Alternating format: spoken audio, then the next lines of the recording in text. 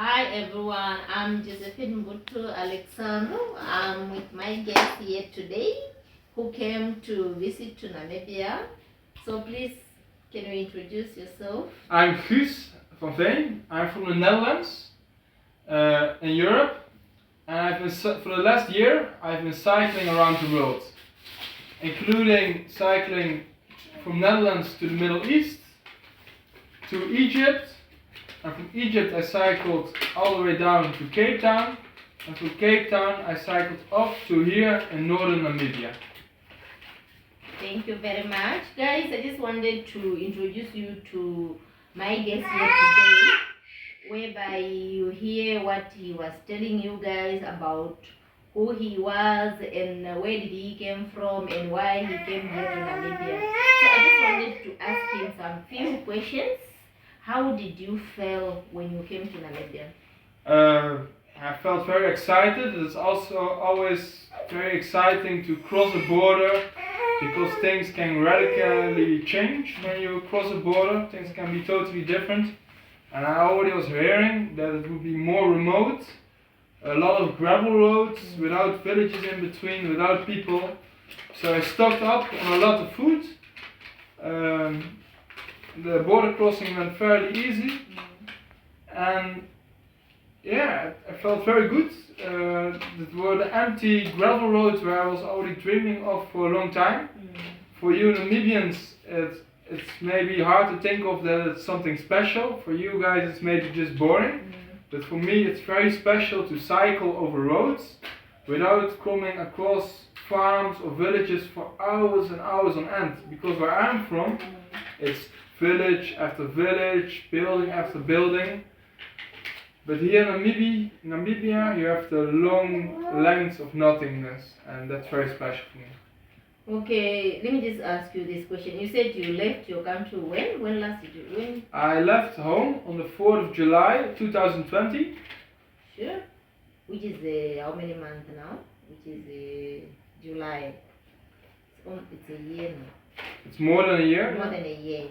But you didn't feel anything, like you didn't feel you didn't even had any problems in the way coming here until when you arrived. Of course, there were lots and lots of problems. Actually, it's problem after problem after problem. But that's also why I do it. To challenge myself, to find the problems. Because if I didn't want to have problems, I would have stayed at home. I could have stayed at home on the couch behind the television, but I chose to sell everything I had, to grab all my savings that I saved, and to search for the problems, to search for the adventure, the new things that I don't know yet, to learn to know myself, and I'm really glad I did it. Alright, thank you very much. And okay, this when you arrived to Namibia, did you found anything similar to your country, or let me say, come in the term of food? Did you experience any food which you used to eat at your country, which you happen to get here? Yeah, it's. I would say Namibia is a pretty westernized African country. There's a lot of European influence by the Afrikaners, with the Germans. So the Apfelstrudel, that's also something we will eat at home. I live almost on the German border, so German food is not something strange for me.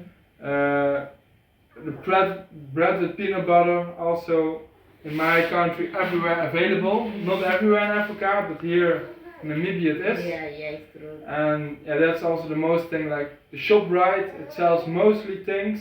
The big supermarkets here, it is mostly selling foods that we also have in Europe. And it's really nice to have such a luxury.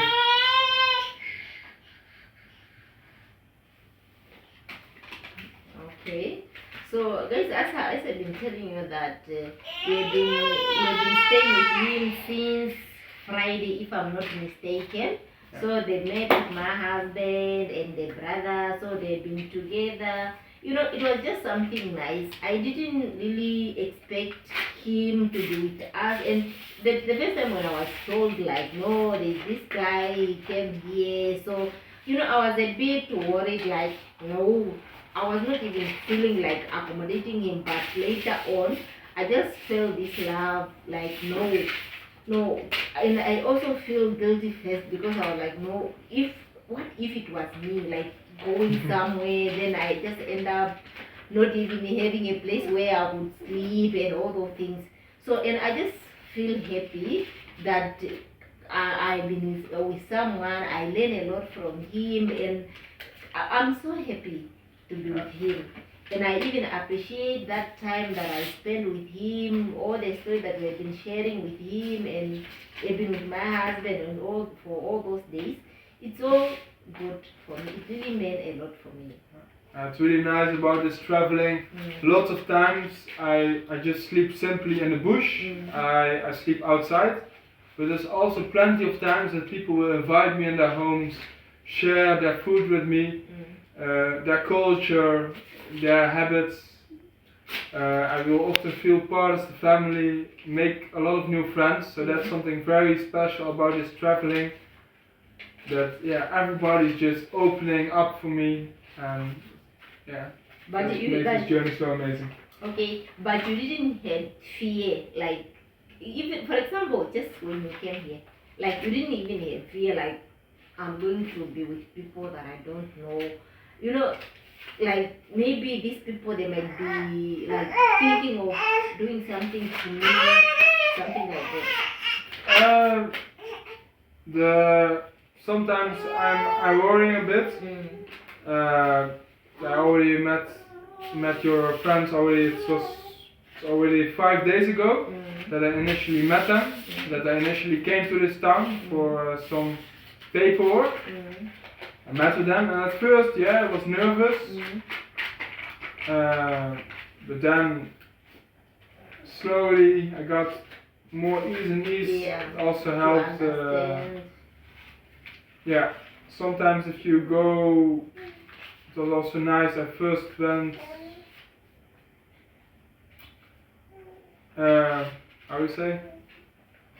When we first drove to the first house where I stayed, my first host, he got into his nice car, and that already gives a bit of confidence, because sometimes when people have really nothing, it's sometimes a bit scary, because you think like, are they doing it out of good intentions or bad? Yeah.